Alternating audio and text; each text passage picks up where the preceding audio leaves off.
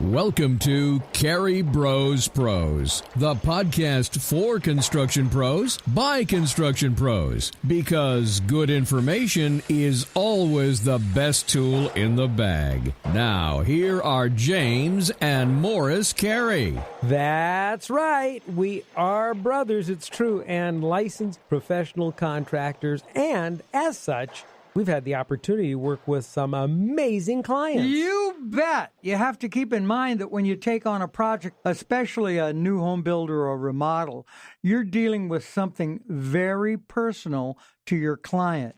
It may be a job to you, the contractor, but it's an emotional experience to the customer. So no matter what the size or budget, you have to remember that your customer has more than just money invested in that project. Oh, how lucky we are. Our guest for this edition of Carey Bros Pros is also a contractor, and he's no stranger to unique requests and high demands from his clients. He's known as the contractor to the stars and is the host of the DIY Network TV show $1 Million Contractor. It's Stephen Fanuka. Hey, Steve. Dun, dun, dun, dun. Dun, dun, dun, dun. With the red carpet got rolled out, but I mean, the truth is there's a lot of hype that goes along with being the $1 Million Contractor and the media work. But the truth is that you're still getting your hands dirty and having a blast, improving, doing what you do. And whether it's for Bruce Willis or I imagine that not everyone that you do projects for are the rich and famous. I imagine that from time to time you do a project for someone who just wants to have something done and they want you to do it. Is that true? I have a school teacher who every year she calls me to do one room in her home, which I think is fantastic because I always tell her, I go, each room is a chapter in your life. So if you can't afford to do your whole home in one shot, there's nothing wrong. It's actually may even be better if you do one room at a time because your tastes change, your life changes, and it reflects later on when you look at it and you say, this is the part of my life when I was doing this or that. So, yeah, we do people, normal school teachers, anybody who just, knows me. Listen, it's not like you're going to get me right away, but if I like you, I'm going to put you to the front of the line. There you go. So we talked about the client, that is to say, the rich and famous and the school teachers who may be rich in other ways. But give us a short rundown of the type of projects that you usually handle, Stephen. What type of projects do you do? Morris and I are design build remodelers. We do kitchens. We do baths. We do whole house renovations. We do room additions. From time to time, a custom home. What's your specialty or what do you like to do? I like to do interior renovations. I do build houses. I do build extensions. But if you ask me, what do I love taking something that's existing and revamping it. Something old and making it look brand new. So if you ask me my specialty, that's my specialty. Interior renovations, stuff that's trending. I like to try to set the bar when it comes to trending, what's going to be coming out, what's new, what's old. But that's my specialty, interior renovations. When you do high-budget projects, do you get a chance to try out the latest technologies? Sometimes. Yeah, sometimes. If you said to me right now, what's trending, I'd say we are always pre-wiring for stuff that's going to happen in the future. But a lot of people can't afford to run all these wires like a Crestron or a Control 4. Yeah. It gets expensive. It gets expensive. And you don't know what's going to be the next thing and if what you're putting in is going to be outdated in 6 months. Right now, home automation is the hottest thing, but it's advancing so fast that you really don't know what the next thing is going to be. And how long is this new thing I just spent on? How long is it going to last? So I'm kind of looking for wireless things that don't require pre-wiring throughout the house. It's really funny because back in the day of the when all of this Crestron? started, no, not Crestron, all of the automated home wiring, Structured wiring and all of that. We were putting in Cat 5, Cat 6 wasn't out yet, putting in Cat 5, coax, and fiber optic. And then, of course, there's all these homes wired with this stuff, and then Cat 6 comes out, and I'm saying to myself, what's coming after fiber optic, So, yeah, I agree 100%. With you. It's moving too fast. I want you to go back to that thought about what you started to say, what you love. But first, I want to just tell you, in my home, I've had to hire a therapist to settle arguments between Siri and Alexa. I've seen those two go at it. Oh yeah. I choose. I'm an Alexa fan over Siri.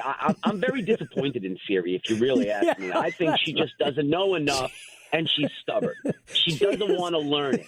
That's right, exactly. But Alexa, dude, she's Sounds quick. like my wife.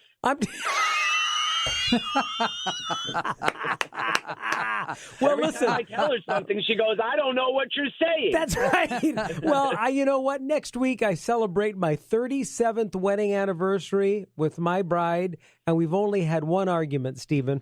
Lasted 37 years. It lasted 35 and a half years. It lasted. There's two things in common with my wife and Siri. Don't talk to me like that, and I don't know what you're talking about. That's right. Okay, I want to go back to you. So when we were talking about technology, you started to say what I really love, and you were talking about wireless instead of structured wiring. What is it that you love? I don't know how new it is, but it's new to me, and it's called a Samsung Smart Things. Have you ever heard of it? Samsung? No, I haven't. Samsung. I've heard of Samsung, and I know the Samsung Smart TV. Yeah. Tell us about it. And it's called Smart Things. So basically, they've come up with this wireless system that literally it just like plugs in. There's no wiring. It controls off of Wi-Fi. It could control everything from your lights to your HVAC to the thermostat to windows, doors, sensors, leak detectors, which I think is a big thing in people's houses. Oh, God, if there is a flood or a leak from washing machines, they have sensors, for example. And we know that the sensors have to go sooner or later. And those are the sensors that tell the machine to stop filling up when it's about to do a load of laundry. So I think leak detectors are really important for a house. But they've figured out this system that doesn't require any wiring. You don't have to pay any kind of fee for it. You literally buy it, plug it in, and you can do it yourself. It's a DIY project. Wow. You don't need a contractor for this. I'm going to look for that. And it'll tell you when the windows are open, the doors are open, and you can, if you choose, you can pay I think it's like $20 a month for a monitoring system for security. So you can do that if you want for an extra fee, but everything else is free. Once you buy it, it's yours. Wow. I think that's awesome. Samsung Smart Things. Oh, smart things. Okay, cool. I was out somewhere the other day. Yeah. And I had forgotten that I talked to our superintendent about going to the house and dropping off some materials. Yeah. And I don't know, doctor's office or whatever. And I happened to be looking at my phone, and suddenly this message comes up that someone opened my door to my house. Yeah. And I thought, oh, Jesus, I'm being robbed. And then I remembered they were there to repossess your smart TV. No. Okay.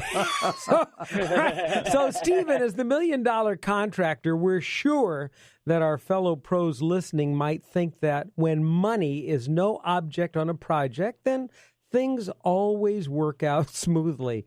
Now, has that been your experience, or no? Set us straight on that. Absolutely not. And there's no such thing as a project with really no budget. You do have higher end projects where, yes, people can afford to spend more, but at the end of the day, it doesn't matter if you're rich or poor. It's money that you've worked for, and everyone's always watching the dollar. It's just nature. And whether it's a small job or a big job, people want jobs done well. They want people to be qualified. They want artisans. They want to get what they spent. I had a lady once yell at me, and she's like, "Steven." I'm like, "What?" And she's like, "I want to tell you something." I'm like, "Okay." I thought I was going to be in trouble. And she's like, "You charged me for a Mercedes, but you gave me a Mercedes." So it doesn't matter if it's a Kia or a Pinto or a Mercedes. It's important for the contractors, young and old, up and coming, and those who are going to retire, to understand that it's important to make us proud. We're in the forefront. You and I, we're all lucky. We get to inspire other people. We get to tell people what to do to make their lives better, their jobs better, whether it's a consumer or a contractor. The one thing, doesn't matter how much it costs, make sure that they go back and tell you it was money well spent. So, what are some unusual requests that you've gotten? I was requested to. I said no to it, but I was asked to go to Afghanistan during the Russian war to pick out stone from the mountain for a job. And I was like, I'm not going there. I mean, the Russians are there. There's a war. There's no way I'm going. But I was offered money to go. I had jobs where I've had to go to Paris every 10 days to meet with the interior designer so he could just ask me how the job was going. While he was still on the phone with someone, he would put his hand over the receiver and go, hold on, how's the job? I'd go, great. He goes, okay, see you in 10 days. And I did that for a year. They were paying me to do that. Yeah. I've had to bodyguard cats. Here's a good one. There was a client who had no kids and had a cat. The cat was 17 years old and diabetic. Now, we all know people who do not have children treat their pets sometimes like children. And this pet was very important, and they didn't want to displace the cat because they were afraid, because it was old and sick, that it might pass away. So they hired me to hire a bodyguard to walk the cat around on the job site. That was very dangerous because they wouldn't take the cat out of the apartment. They didn't want to displace it. So they paid 6 figures for a bodyguard. Wow. For a cat. I got to tell you, though, we know firsthand with our own home improvement projects how people feel about their pets. And, dude, let me tell you, we just got through with one project where a lady had 3 whippets. She's not married, has no children, and I got to tell you, those whippets, nothing comes between her and those whippets. It's true. There's true. So what's something that you don't feel homeowners ask for enough that they should? Oh, now you've got me on something hot. Insurance. Too many homeowners don't realize that a contractor, a good contractor, a reputable contractor, has to have insurance. Not only liability insurance, but also workman's compensation. There are a lot of qualified contractors who really go out there and they're like, I'm trying to be legit. I'm legitimizing. I'm getting my insurance. And they're getting beaten by these people who don't carry insurance. And they call themselves contractors, but they're not contractors. They're just men with tools. And it's very important for the homeowner to realize that, A, plumbers and electricians have to be licensed. What they don't realize is that their insurance policy stipulates that if there's ever a problem regarding plumbing or electric and it's due to a renovation, fire or flood, the first thing the insurance carrier is going to ask is, let me see a copy of the license, because if they're not licensed, it's null and void. You don't get paid. You don't get your money back. It's done. If they burnt your house down and that electrician wasn't licensed, the insurance carrier will not pay the policy out. And so insurance and workman's comp is so important, and so many homeowners don't realize that they have to ask for a copy of the certificate. And not only that, one step further, they have to make sure that on the policy they're listed as the policyholder, because if the contractor's policy runs out, if they're listed as the policyholder, they will get a letter in the mail. That's saying, right. This contractor's policy is null and void. They no longer have the insurance you thought they had 2 weeks ago. Yeah, we require that of our subcontractors as an additional insured, so that when that policy expires, we get notification from the insurance carrier. You're so right. So, 100%. Hey, and not only that, even their subs. You know, you're going to hire a painter, and he may bring someone. I want every company that's in this house, they need to give, not just the contractor. I want all the subs, the floor man, the painter, the plumber. I want everybody's insurance. That's right. And at the end of the week, Stephen, I want an envelope from every one of those people. I'll tell you something. This insurance thing, it's changing. Yeah, it is. You know what they're doing now? Let me tell you what's going to be the next big thing that's going to happen in this industry. Yes. A-frame ladders are going to be removed. They are going to get rid of the A-frame ladders. They're going to now use the bakers, and they're going to use the platform ladders, because 80% of all injuries in a home renovation is due to a person falling off a ladder. I'll be darned. 80%. I'll be darned. Yeah, so those A-frames are going to be gone soon. I already sent out memos to all my people that A-frame ladders will not be allowed on my job sites anymore. And if